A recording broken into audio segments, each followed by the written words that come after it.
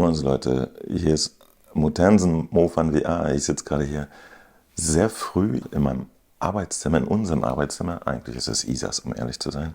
Und wollte heute mal mit euch einen Rundgang machen und zwar in die Pico 4. Ja, ich wollte mir mal angucken, wie das hier alles drin aussieht und natürlich nicht nur für mich, ich habe es ja jetzt schon benutzt, sondern euch zeigen. Das erste, was man sieht, hier gibt es auch natürlich so eine Home-Umgebung, eine lustige Space-Station, die schwebt einfach momentan über ein Gebirge. Ja. Man kann ja auch drin frei rumlaufen, das ist ganz süß. Was aber ganz nett ist, wenn ich mal die Szeneverwaltung anschalte, boom, dann sieht man hier, dass man mehrere Views auch wählen kann. Ja? Man kann hier so einen schönen Sonnenauf- und Untergang machen. Das kann man auch noch so ein bisschen hindrehen. Ja, nett. Ich mag das ganz gerne. Das ist eine recht freundliche Geschichte. Aber ehrlich gesagt, die Berge sind auch... Oh, was ist das? Mordor. Sieht nicht so schön aus. Aber hier, Berge, das ist wirklich einfach ein cooler Anblick. Ja, sowas mag ich. Gefällt mir. Für freakigere Leute gibt es dann hier auch noch den Cyberraum. Ja, habe ich auch gerne benutzt, aber der ist insgesamt ein bisschen dunkel. Die hellste Umgebung, die man einstellen kann, sind hier die Wolken mit Mond. Und dann gibt es auch noch den hier, das Berghaus. Das ist nicht so mein Fall, muss ich sagen. Der sieht so ein bisschen nach Architekturvisualisierung aus. Und ja, das ist für uns 3D-Artist eine Beschimpfung. Kein Scheiß. Also in meiner Welt zumindest. Es bedeutet einfach, es ist immer so ein bisschen steril und scheißegal. Wisst ihr, was aber interessant ist? Die Auflösung der Homes hier, die unterscheidet sich eigentlich überhaupt nicht von der Pico 3. Von daher kenne ich die auch schon. Das ist genau dasselbe. Ich weiß nicht, ob mit dem Release der Software, denn hier ist alles noch Beta. Ja, mit dem Release dann noch mehr Umgebungen dazukommen. Ich nehme es mal an. Und ob dann auch ein paar dabei sind, die von der Mehrpower der Pico 4 ein bisschen Gebrauch machen. Das hier ist jetzt so von der ganzen Experience her auch nichts anderes als auf der Pico 3. Ist ja nichts Schlechtes, ne? Guck mal. Oh, beige. Dann gucken wir uns mal hier an, was es noch gibt. Hier ist ein lustiges Icon von mir. Das ist mein User-ID. Oh mein Gott. Das habe ich noch gar nicht gesehen, Leute. Man kann die Avatare bearbeiten. Shit. Das gucken wir uns mal an. Lustig. Berechtigungsanfrage. Ja, warum nicht? Interessant. Das habe ich noch nicht gesehen. Ey, warum habe ich das noch nicht gesehen? Das ist ja crazy. Ja, ich mache mir mal so einen Dude. Und dann definieren wir den. Mo Tensen, was ist denn so mein Haarschnitt? Hättest du gerne, oder? Ja, hier die Haarfarbe haut schon fast mehr. Haarfarbe. Brown? Heller? Eigentlich ist weiß ganz cool. Mark Zuckerberg? Das ist ja witzig, Leute, das habe ich wirklich noch nicht gesehen. So, und es ist schon ein bisschen kalt geworden. Ich ziehe mir einen warmen Pulli an. Ne, eine Jacke. Oh ne, die ist mir zu dick. Ja, hier chefmäßig mit so einem Holster. Was ist los? Okay. Witzig. So, was hat er da? Ein paar Hosen. Ja, ich mach mal auf bunt. Ja, nee, das ist nicht so mein Grün. Verdammt nochmal.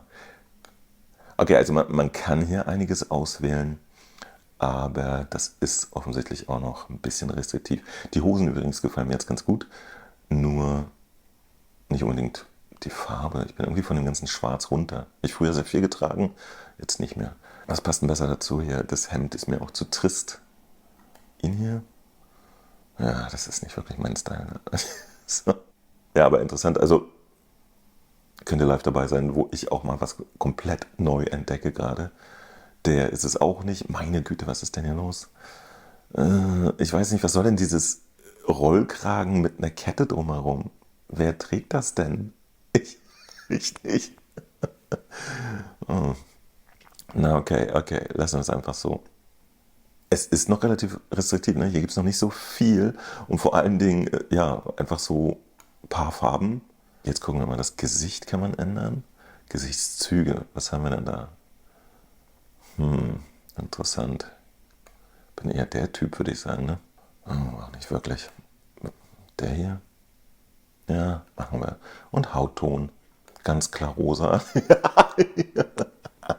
Sehr schön. Orange. Ja. Ihr könnt als Donald Trump rumlaufen.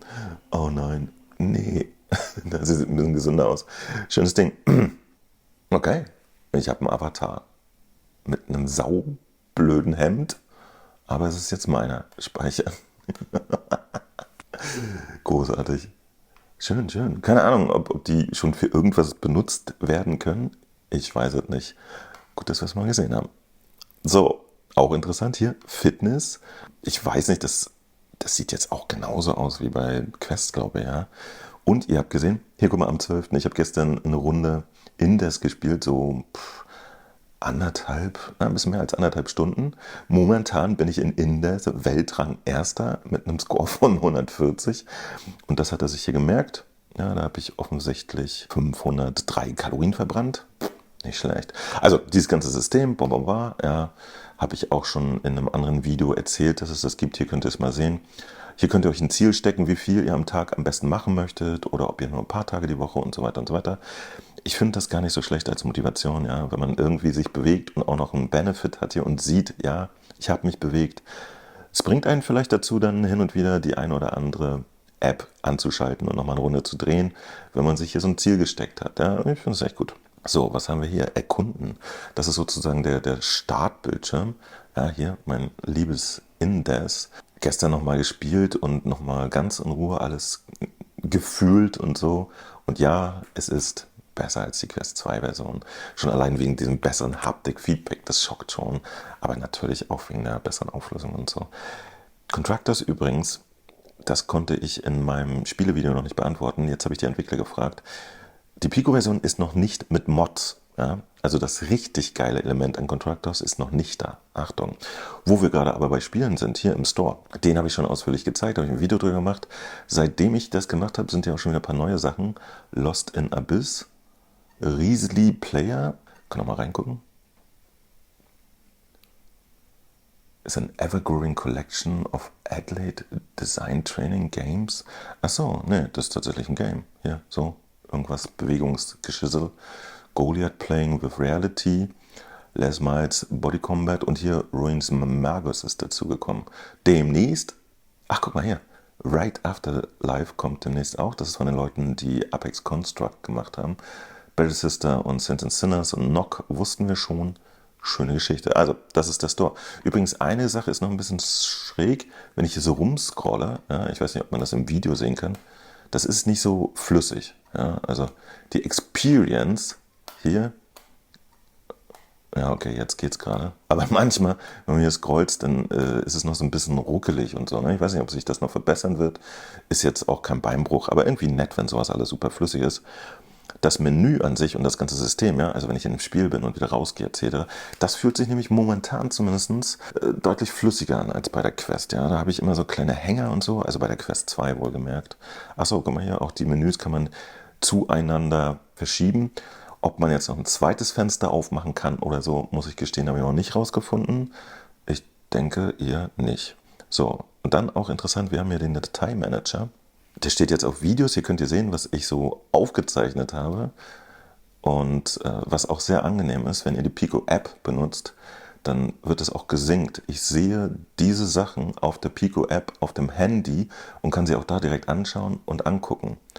Und jetzt kommt das harte Teil. Auf der Quest ist das auch möglich, aber nur theoretisch. Es ist mir noch nicht gelungen, innerhalb der letzten 2 Jahre dieses Feature, das die Quest eigentlich auch hat, zu benutzen. Ja, da werden meine Filme einfach nicht gesynkt. Warum auch immer. Ich muss immer ein Kabel anschließen und das überspielen. Ist jetzt nicht tragisch, aber es ist wie es ist. Und man braucht auf der Pico auch keinen Sidequest. Man kann hier einfach APKs installieren. Ich habe momentan eine Virtual Desktop Beta hier. Ja, die habe ich als APK bekommen. Die kann man einfach raufwerfen ins Root Directory der Pico und dann starten. Genau, und hier ist auch das Root Directory. Also man kann voll auf das Dateisystem zugreifen, ist ein Android und vielleicht auch für viele interessant. Remote-Wiedergabe. Ja, hier könnt ihr dann irgendwie in eurem Netzwerk Videodateien oder sowas abspielen. Lokales Netzwerk, das habe ich auch tatsächlich noch nicht probiert, werde ich irgendwann mal machen. Livestreams, ich weiß nicht, ob man hier, genau, hier kann man eine Web-URL eingeben. Also schon sehr viel Kram, der hier vorbereitet ist. Finde ich ganz geil. Was haben wir noch? Natürlich hier rechts das Menü, klar. Hier sieht man den Zustand des Gerätes. Die Pico bei mir hat jetzt 64% Akku. Wir haben Donnerstag, es ist 9 Uhr, sehr schön. Und dann gibt es Einstellungen für WLAN, also da findet ihr einfach euren WLAN. Spielbereich habe ich schon gezeigt. Warte, zack. Ist genauso wie bei der Quest. Man kann einfach um sich herum einen Spielbereich machen, der einen warnt, wenn man jetzt plötzlich sich zu weit rauslehnt. Das ist immer so der Quick-Modus. Dann gibt es den benutzerdefinierten, habe ich schon in meinem Color Plus Tool Video gezeigt. Ist genauso wie bei der Quest. Ihr definiert einfach den Bereich, in dem ihr spielen wollt. Ich bleibe mal hier bei Standard. Dann könnt ihr noch sagen, stehen oder sitzend. Nochmal den virtuellen Boden anpassen und dann die Welt betreten. Voila, sind wir wieder. Screenshots und Bildschirmaufzeichnung ist so ziemlich das Coolste an der Pico. Dafür gibt es nämlich an diesem Controller hier, seht ihr das, eine kleine Taste. Wenn man die einmal drückt, macht er einen Screenshot. Wenn man sie gedrückt hält, macht er ein Recording. Und ich weiß, das ist nur ein nettes Feature, aber das ist so hilfreich, wenn man ständig was aufnehmen möchte, wenn man nicht immer extra in die Menüs zurück muss, sondern da, wo man gerade ist in VR, den Knopf drückt und dann ist es recorded. Finde ich sehr geil. Hier kann man direkt auch die Bildschirmhelligkeit einstellen und die Lautstärke. Die Lautstärke kann man natürlich auch mit den Tasten hier an der Seite einstellen. Dann gibt es Speicherplatz freimachen. Sehr schön, einfach so ein Besen. Auf die IPD-Anpassung bin ich auch schon eingegangen. Die ist nämlich sehr futuristisch bei der Pico. Das ist ziemlich cool. Wenn ihr hier Plus-Minus drückt, erhöht und verringert sich das Ganze. Und das kriegt ihr jetzt nicht mit, aber bei mir fahren jetzt die Linsen automatisch an die richtige Stelle. Ja, da ist ein kleiner Motor drin. Hier ist bei 62 Feierabend. Er sagt aber, ich kann eigentlich weniger, nur dann könnte es eng werden an der Nase. Das muss man kurz bestätigen und jetzt kann man in einzelnen Schritten noch kleiner werden. Bei mir, also bei 58 ist dann Schluss, bei mir macht das noch keinen Stress oder so, also meine Nase passt da noch rein, aber Leute mit dickeren Nasen sollten aufpassen, dass sie sich da nicht die Nase quetschen. Daher ist hier die Sperre, ja, also bei 62 sagt er, ey, ab hier, bitte Vorsicht, Junge. Und jetzt stellt ihr euren Wert an, meiner ist ja wahrscheinlich so 70 oder so. Man guckt hier auf den Kreis und guckt dann, wo es einem am schärfsten vorkommt. Ich habe ja jetzt ja noch Einlegelinsen drauf auf der Pico. Ja, das verändert auch nochmal ein bisschen den IPD, ist mir schon bei vielen Headsets aufgefallen. Ich glaube, ohne Einlegelinsen hätte ich wahrscheinlich immer so eher 68. Mit ist das meistens bei 70 dann cool, aber das nur nebenbei. So, auch interessant, dieser Augenschutz. Das kann ich euch im Video leider nicht zeigen, habe ich schon mal gemerkt. Der ist ja normalerweise ausgeschaltet. Dann ist die Umgebung einfach nicht getintet. Ja? Das heißt, sie hat einen größeren Blauanteil. Ich habe das angeschaltet, weil ich es wirklich angenehm finde. Jetzt ist alles ein bisschen wärmer. Die Funktionalität gibt es auch auf der Quest. Da benutze ich sie eigentlich nicht, merkwürdigerweise, aber hier schon. So, was haben wir noch, wenn wir schon hier sind? Lab. Das kennen wir auch von der Quest. So experimentelle Geschichten kann man einstellen. Energieverwaltung gibt es hier den Standardmodus. Da läuft die Pico unter Full Power, wenn ich Sparmodus sage. Der Energiesparmodus verringert die Anzeigequalität und damit den Stromverbrauch. Sie müssen das Gerät neu starten. Bam, bam, bam. Dann scheint er wirklich ein bisschen runterzufahren und entsprechend die Auflösung auch zu verringern, aber weniger Akku zu brauchen. Zurücklehnmodus ist interessant. Hier wird das Tracking dann einfach deaktiviert und ihr könnt in Ruhe einen Film gucken. Wenn die Verfolgung deaktiviert ist, kann die Pico ihre Bewegung nicht verfolgen und der Spielbereich wird automatisch deaktiviert. Deaktivieren. So, ehrlich gesagt. Ach so, okay. Das Positional Tracking ist jetzt weg. Jetzt hängt einfach alles wirklich fest vor mir.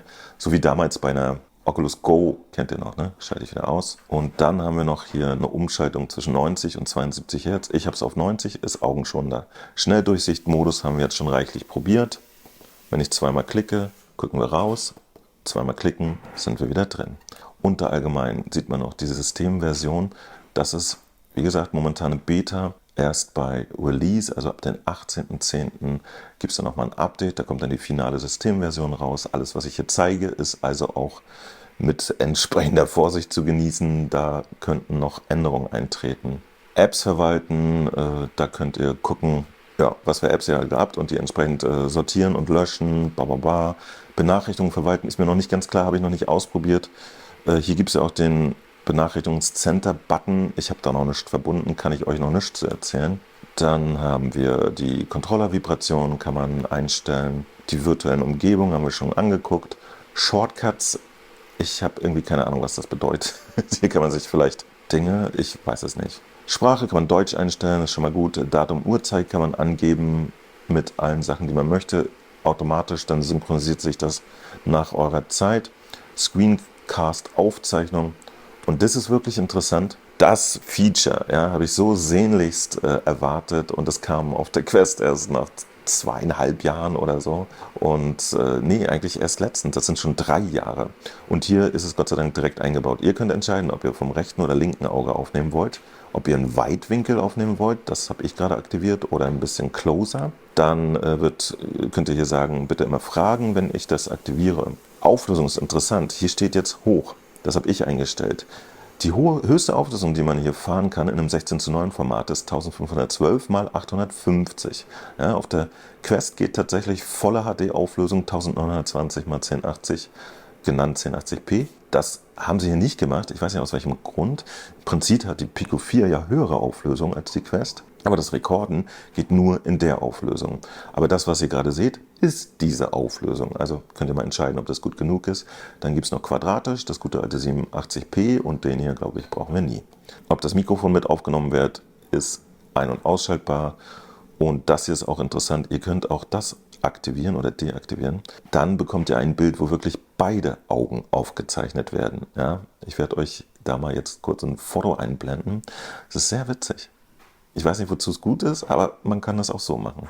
So, Bewegungsverfolgung ist eingeschaltet, ja, also das räumliche Tracking. Verfolgungsfrequenz ist automatisch und man kann es auch zwischen 50 und 60 Hertz umschalten. Das ist genauso wie bei der Quest. Spielbereich ist der Bereich hier um uns herum. Dann gibt es hier einen Kontakt zu ByteDance. Das ist der Speicherverbrauch des Gerätes. Datenschutzeinstellung, ja, kann man alles aktivieren etc. Protokolleinträge, sagt mir jetzt erstmal nichts, auf Werkseinstellungen zurücksetzen, Pico-Analyse-Daten weitergeben, habe ich einfach mal ausgelassen. Mehr über, also hier gibt es die ganzen Daten, also die Auflösung ist 4320 x 2160, wir haben 8 GB RAM, Prozessor ist schon klar, Speicherplatz, Akkukapazität, Gerätestatus aktiviert, auch interessant. Dann kann man hier offensichtlich Pico für Business freischalten. Mehr Informationen. Datenschutzrichtlinien, Nutzungsbedingungen, Vorschriften, rechtliche Informationen, Sicherheitshinweis, bababa, okay, so der übliche Kram, mit dem sich Hersteller absichern müssen. Ich habe letztens schon gezeigt, wie man den Entwicklermodus aktiviert. Da gibt es dann USB-Debugging und nochmal, dass man den Guardian ausschalten kann, und halt das Handtracking kann man hier aktivieren und deaktivieren und dann momentan einfach nur die Menüs mit den Händen steuern. Da das erst für Entwickler noch vorbehalten ist, gibt es das halt noch nicht in Anwendung. Ja, ich habe jedenfalls noch keine gesehen, wo das passiert. Alright, dann haben wir das hier. Hier könnt ihr eure Apps sortieren. Unterhaltung, ja, das sind jetzt bei mir hier die entsprechenden Spiele. Nicht identifiziert, ist auch sehr gut. Hier Gravity Sketch ist interessant. Gravity Sketch hatte ich nämlich schon auf der Pico 3, aber hier auf der Pico 4 ist das jetzt nicht aktiviert. Warum auch immer. Echt merkwürdig. Mage Cosmos hatte ich wohl mal runtergeladen, habe ich hier noch nicht installiert. Die ganzen TV-Geschichten, also hier Virtual Desktop, sehr nützlich. Dann gibt es hier den Streaming-Assistent, das ist auch nochmal ganz wichtig. Man kann nämlich mit der Pico 4 über Wireless oder über Link, also über ein ganz normales USB-C-Kabel, was natürlich die entsprechenden Eigenschaften haben muss, dann vom PC übertragen. Ja, dann verhält sich die Brille wie ein PC-VR-Headset. Die Einstellungen auf Computerseite, da muss man sich nämlich dann auch noch die entsprechende Pico-App installieren, die das managt, sind aber relativ eingeschränkt. Da gehe ich mal in einem extra Video drauf ein. Bisher bietet Virtual Desktop insgesamt ein besseres Erlebnis. Ja, da könnt ihr frei entscheiden, welche Auflösung ihr habt etc. Und Virtual Desktop kennt ihr auch von der Quest. Das ist ja schon ein Ding, was sehr viel Know-how mitbringt. Dann kann man hier, das sind aber alles Web-Apps, ja, also Prime Video, Apple TV etc. einschalten und natürlich YouTube. Gucken wir mal. So, aber am Ende des Tages startet er jetzt hier auch nur den Webbrowser und dann seid ihr direkt an YouTube. Ja. Alright. Pico Video ist auch interessant. Pico Video ist der Service für 3D-Filme. Ah, okay, ja. Wenn man so ein bisschen mit den Elefanten tanzen möchte. Towards water holes during the heat of the day.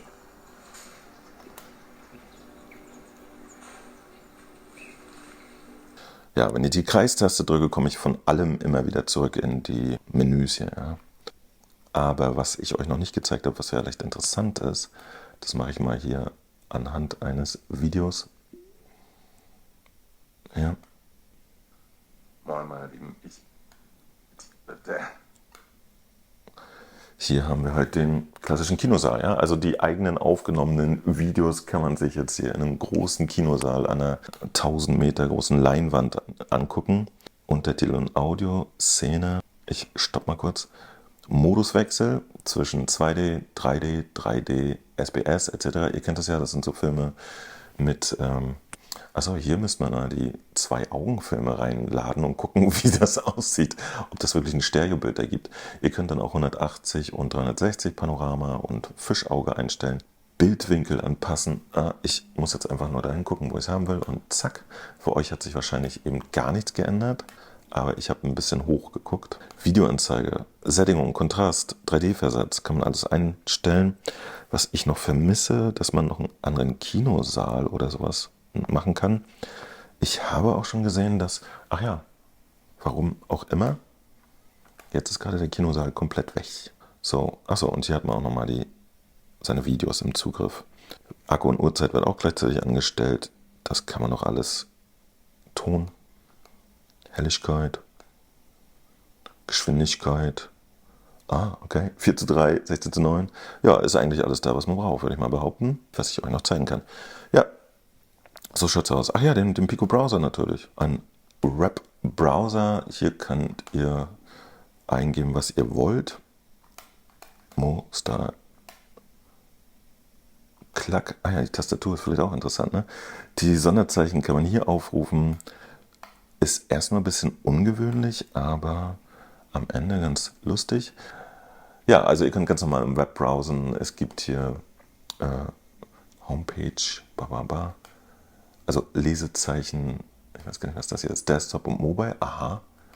Dann ist das Downloads verwalten, das geht auch. Und Verlauf, geschlossene auf der Seite, Seitenzoom, Einstellung, vielleicht auch nochmal interessant, Suchmaschine Google, Passwörter kann man hier auch speichern. Webbrowser halt, ne? Ganz nett. Also das Feature, was noch fehlt, oder ich habe es noch nicht gesehen, ich habe es auch nicht probiert, ehrlich gesagt. Bei der Quest kann man jetzt noch ein zweites und drittes Fenster öffnen. Das ist schon ganz praktisch, ja. Und ich glaube, hier ist auch noch nichts, mit dem ich die Größe der Fenster bestimmen kann. Ja, das ist Software. Die wird sich natürlich jetzt auch im Verlauf der Zeit dann noch ändern und anpassen. Kann man sich gefallen lassen, ja. Das Einzige, was ich hier noch nicht gefunden habe, ich weiß nicht, ob es einfach noch nicht drin ist, sind natürlich die ganzen Kontaktgeschichten, ja. Das ist natürlich auch das A und O auf der Quest. Da kann ich hier sehen, ob meine Freunde online sind und die dann anschnacken. Das gibt es hier noch gar nicht. So, da kann ich euch noch nichts zu sagen. Ich weiß nicht, ob das dann bei Release plötzlich aufpoppt und man Freunde sein kann. Macht ja sonst auch überhaupt gar keinen Sinn, wenn man sich Avatare bauen kann, mit denen man hier dann nur selber rumsteht. Das war's, Leute. Das war das ganze Ding. Jetzt habe ich es mal gezeigt. Ich hoffe, ich habe nichts übersehen. Falls das so ist, dann stellt mir bitte in den Kommentaren eine Frage. Und zum Abschluss tanzt noch mein kleiner, was ist denn das eigentlich, eine Katze? Nicht wirklich.